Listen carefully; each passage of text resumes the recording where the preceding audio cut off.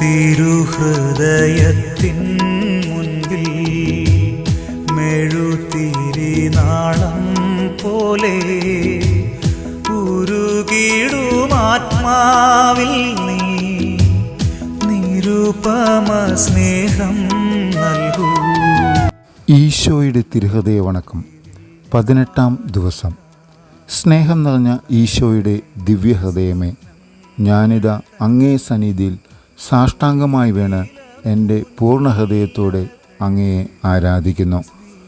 അങ്ങേ ദിവ്യഹൃദയത്തിൽ എൻ്റെ ആത്മാവിനെ ഞാൻ ഭരമേൽപ്പിക്കുന്നു. സമാധാന പ്രവാചകനായ ഈശോയെ, പാപത്താൽ വിരൂപമായിരിക്കുന്നതും കോപാഗ്നിയാൽ ജ്വലിക്കുന്നതുമായ എൻ്റെ ഹൃദയത്തെ കടാക്ഷിക്കണമേ. കോപിച്ചിരിക്കുന്ന കടലിനെ അങ്ങേ തിരുവചനത്താൽ ശാന്തമാക്കിയല്ലോ. ലോകരക്ഷിതാവായ എൻ്റെ നല്ല ഈശോയെ, എൻ്റെ എല്ലാ ദുർഗുണങ്ങളും നീങ്ങുന്നതിനും അങ്ങേ സ്നേഹശീലവും ക്ഷമയും കണ്ടുപഠിക്കുന്നതിനും വേണ്ട അനുഗ്രഹം തന്നരുളണമേ. ആമേൻ. കർത്താവേ, അങ്ങേ മണവാട്ടിയായ തിരുസഭയ്ക്ക് പൂർണ്ണ സ്വാതന്ത്ര്യം കൊടുത്തരുളണമേ. ഞങ്ങളുടെ പിതാവായ പരിശുദ്ധ മാപ്പായെ സംരക്ഷിക്കണമേ. എല്ലാവരും അങ്ങേ ഏക സത്യസഭയെ അറിഞ്ഞ് ഏക ഇടയൻ്റെ കീഴാകുന്നതിന് വേഗത്തിൽ ഇടവരുത്തണമേ. നിർഭാഗ്യപാപികളുടെ മേൽ കൃപയായിരിക്കണമേ. ശുദ്ധീകരണ സ്ഥലത്തിലെ ആത്മാക്കളെ ആശ്വസിപ്പിക്കണമേ.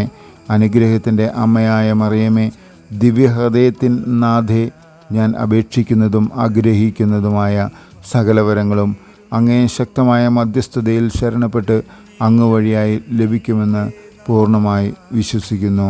ആമേൻ. തുടർന്ന് 3 സ്വർഗസ്ഥനായ പിതാവും 3 നന്മ നിറഞ്ഞ മറിയവും 3 തുത്യസ്തുതിയും ചൊല്ലുക. സാധുശീലനും വിനീത ഹൃദയനുമായ ഈശോയെ, ഞങ്ങളുടെ ഹൃദയവും അങ്ങയുടെ ഹൃദയം പോലെ ആക്കണമേ.